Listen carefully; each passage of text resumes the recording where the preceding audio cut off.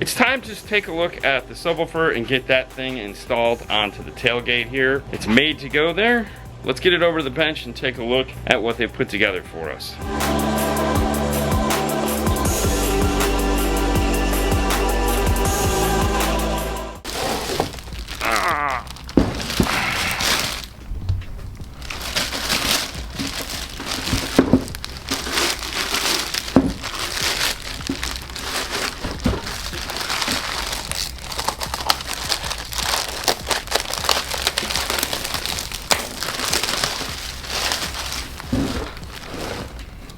This is the tailgate box for the Bronco. AudioControl subwoofer, nice big strong grill.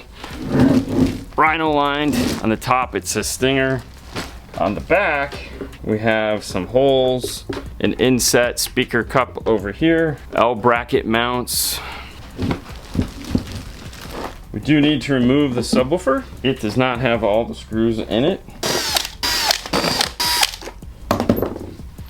This is not a unique woofer to this box. This is actually the Space Series woofer. It's a 112, part number SPC12S2.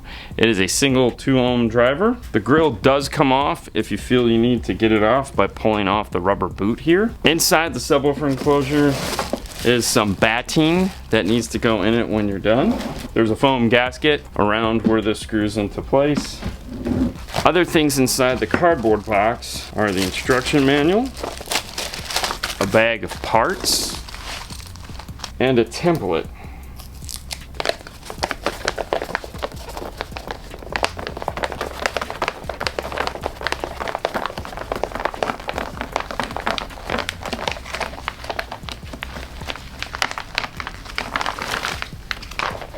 Let's take a closer look at the installation guide. On the front here is a QR code if you'd like to watch a video on how to install this. First thing it's telling us to do is to remove the subwoofer. It does give us a breakdown of all the parts that we have. First up is the drill bit. We have 2 angle brackets.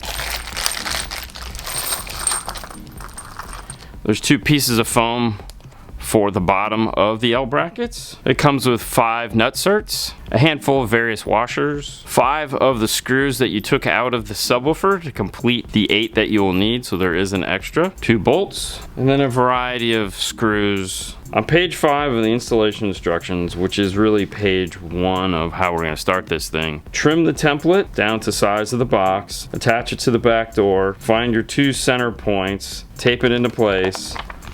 Use an awl to mark where you're going to need to drill your holes. Then remove the plastic cover. You're using the plastic cover to help line up the template. To install the nutserts, if you don't have the appropriate tool, some of the screws that they give you here, they give you instructions on how to do it with a wrench, tightening them up. And then it walks you through adding in the L brackets, running your wire through the factory loom, screwing the thing into place, and then a final assembly, putting the batting inside, screwing the woofer into place. They do give you some specifications on the driver. We already know it's a single 2 ohm, 87 dBs, frequency response is 20 to 250, power handling is anywhere between 2 to 400 watts, internal volume of the box is 0.7, and the overall weight of the enclosure is 16.25 pounds, if you were curious. So knowing that, we are going to cut out along all the dotted lines here in the center as well as around the outside. And then we'll go tape this onto the door. I'll meet you over there. On the rear door, what we're looking for are these guys right here and here. Those correspond to the drawing that we just cut out. So with the hole, we want to get those centered up perfect.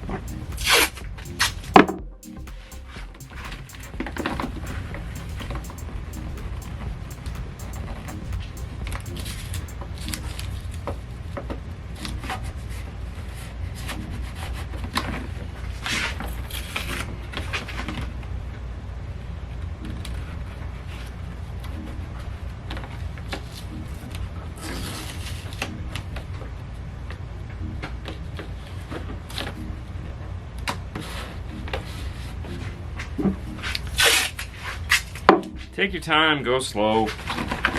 This isn't anything you get to rush through.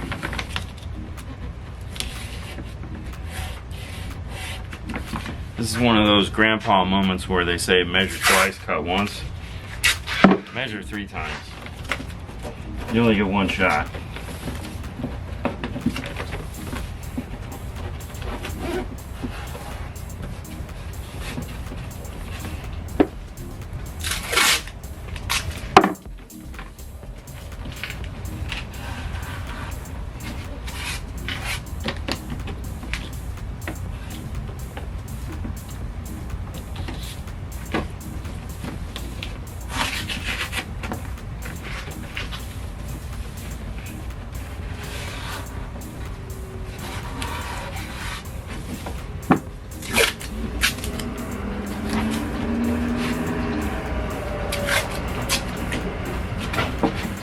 Grab yourself some form of a center punch.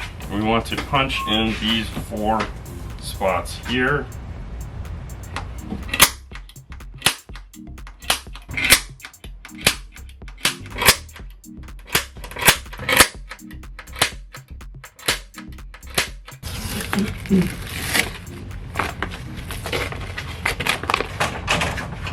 We'll just stick it to the wall right now in case we need it. Grab a panel tool. We're going to work our way around this and remove the access panel. Across the bottom there's 4 metal clips, and across the top is just little L's that hold it into place. With that done, now it's time to drill our 4 holes and get our nut certs put in. Now there are reinforced pieces here right at the corners of where we have to drill, so this ought to be fun. Hole number 1 was successful. There's no double metal there. It went in good. Let's move up to hole number 2. Hole number 2 went well. Let's move on to hole number 3. Alright, success on hole number 3. Last hole, drill bit is holding in there. The startups are getting a little rough. The drill bit managed to get us through all 4 holes. Spectacular there. I don't know if I'd recommend keeping it for other projects unless you're drilling through like wood or something like that, but it made it. This is a nut cert tool here. These are M6 nut certs.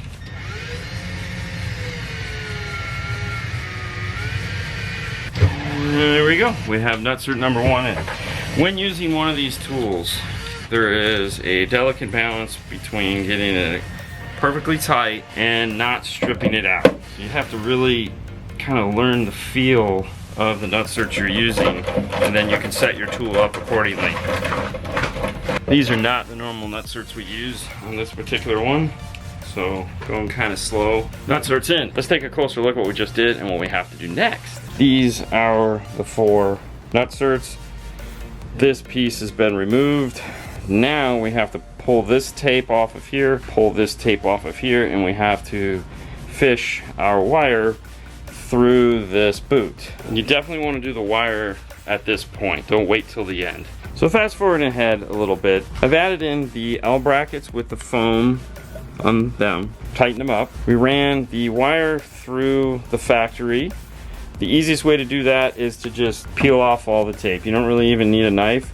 Just take your time, it'll peel right off. To replace the factory tape though, I'm going to recommend that you get some regular black electrical tape as well as some exterior either Tessa or JK tape. This is the fuzzy kind. The reason for that is where the nylon braiding here transitions over into the wiring, they put black electrical tape to hold this in place, and then they cover the whole thing with your fuzzy stuff, which this is the factory stuff here.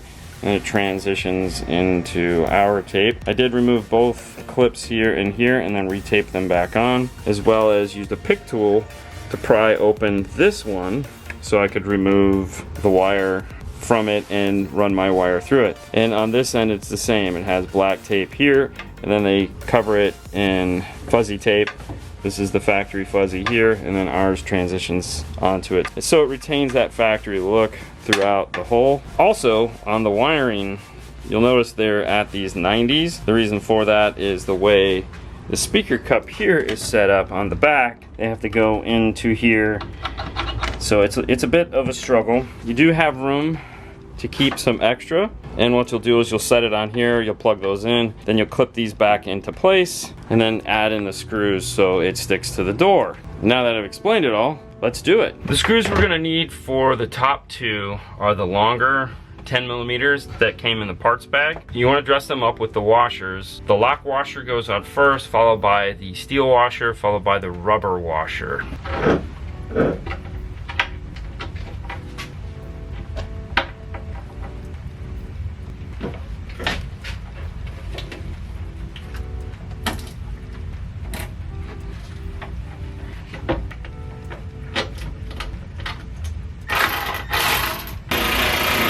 Get them on tight enough so the box won't fall off, and then add in the bottom Allen keys.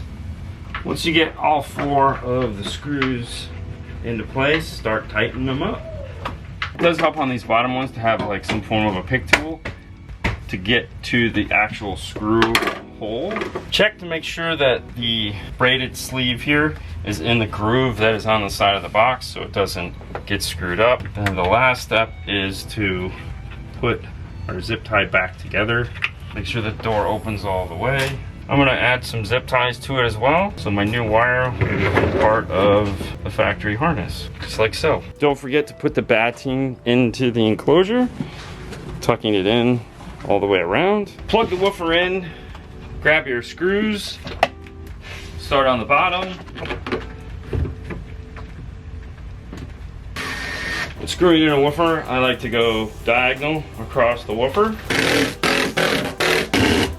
There we have it. The woofer is now mounted to the door and in place.